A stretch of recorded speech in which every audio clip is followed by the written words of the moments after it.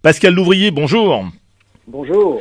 Vérité bébé, c'est le titre de votre ouvrage, publié aux éditions Tohubohu. Bébé, deux initiales mondialement connues et qui suffisent à identifier immédiatement Brigitte Bardot. Il s'agit d'une psychobiographie, dites-vous. Ce que vous souhaitiez faire, en réalité, c'est comprendre l'itinéraire de cette femme. Vous partez à la façon d'un psychanalyste, en fait, à la recherche de l'enfant blessé que Brigitte Bardot fut toute sa vie. Oui, c'est à peu près ça, effectivement.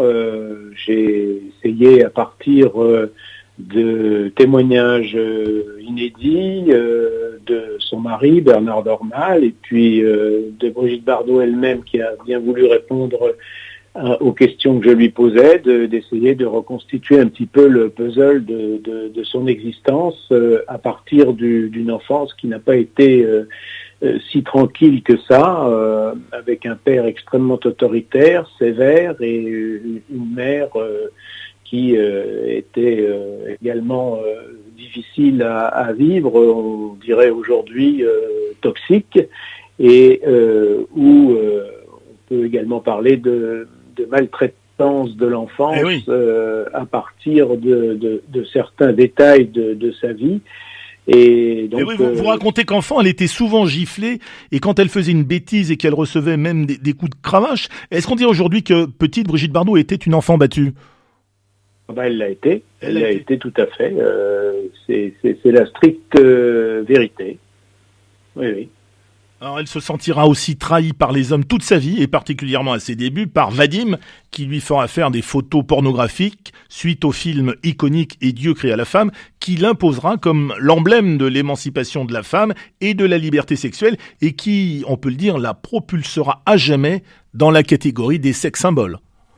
Oui, voilà, c'est résumé, effectivement. Il y a le paradoxe de Vadim qui va la transformer, qui va la décolorer en blonde pour aller sur les traces de Marilyn Monroe, et qui va, je pense, tomber amoureux de Bardot, mais Bardot, elle, va être véritablement amoureuse de Vadim, et il va en profiter pour l'utiliser et la présenter à des gens du cinéma, et qui vont notamment Marc Allégret, Marc Allégret qui va faire un certain nombre de photos pornographiques.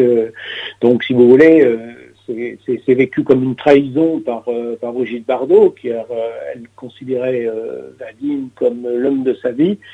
Et se retrouver devant un objectif quand on a 16 ans et demi, et se retrouver dans des positions plus que lascives. Donc, si vous voulez, oui, voilà, c'est une trahison. Et ensuite, il n'y aura qu'une succession de trahisons de la part des hommes avec qui elle aura eu une longue aventure. Alors vous dites, Pascal Louvrier, Bardot a contribué à libérer le corps des femmes et à renverser les lois du patriarcat. Ce livre est le récit d'une femme libre qui avait 100 ans d'avance. Oui, voilà, c'est tout à fait ça. C'est extraordinaire parce que, en fait, là encore, c'est très paradoxal. C'est une femme qui est libre et qui est totalement individualiste. Et elle va se trouver devenir la figure iconique du féminisme. Et je dis à un moment donné qu'elle a plus fait pour le féminisme que Simone de Beauvoir. Mais si vous voulez, elle le fait un peu malgré elle. Elle accepte bien évidemment cette révolution dont elle est à l'origine, mais elle garde un tempérament très individualiste. Donc c'est assez paradoxal. On ne peut pas en fait l'embrigader dans un mouvement quel qu'il soit. Alors vous passez aussi de la bébé qui danse un mambo endiablé et lascif dans le film culte des années 60 qui fit scandale et cristallisa le mythe Bardot, à Madame Bardot, celle qui va s'engager pleinement pour la défense de la cause animale. Oui, voilà, tout à fait. C'est-à-dire que comme Bardot a quitté le cinéma en 1973, je pense qu'aujourd'hui, on en parlerait beaucoup moins que ce qui se passe actuellement, parce que en 1973, elle a complètement changé, elle a donné un véritable sens à sa vie. Elle n'était pas tellement faite pour le cinéma, elle n'aimait pas tellement ça, puisqu'au départ, elle était danseuse et danseuse classique, c'est ce qu'elle voulait faire. Et donc, ce sens à donner à sa vie, ça a été la défense des animaux. Et c'est très intéressant de voir qu'en fait, en protégeant les animaux, eh bien, on protège l'homme. Alors qu'elle dit pique-pente de l'homme qui est en train de saccager la planète, qui détruit les espèces animales, qui les maltraite. Il suffit pas simplement de les bouffer, il faut aussi les faire souffrir. Donc, si vous voulez, c'est le combat de sa vie, et qui est un combat qui continue encore aujourd'hui, et d'ailleurs avec certains revers. Elle est parfois très, très désabusée face au revirement des hommes politiques qui lui promettent monts et merveilles, et puis en fait, face au lobby, eh bien, il se couche littéralement, quoi. Alors vous avez une formule à son sujet, vous dites « Brigitte Bardot, c'est la première écologiste ».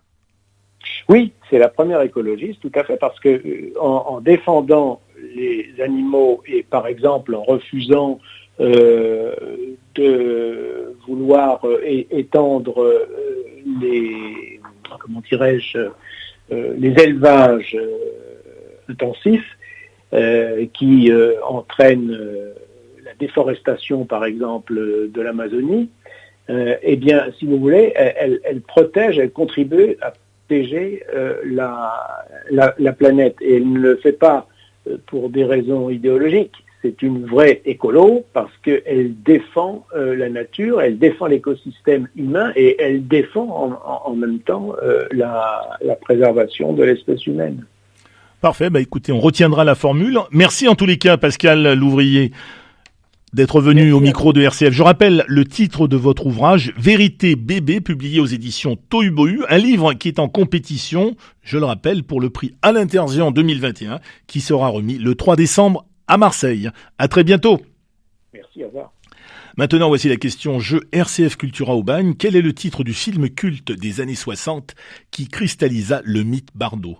Quel était le titre du film culte des années 60 qui cristallisa le mythe Bardot? Vos réponses au 04 91 50 82 33, 04 91 50 82 33. À vous de jouer.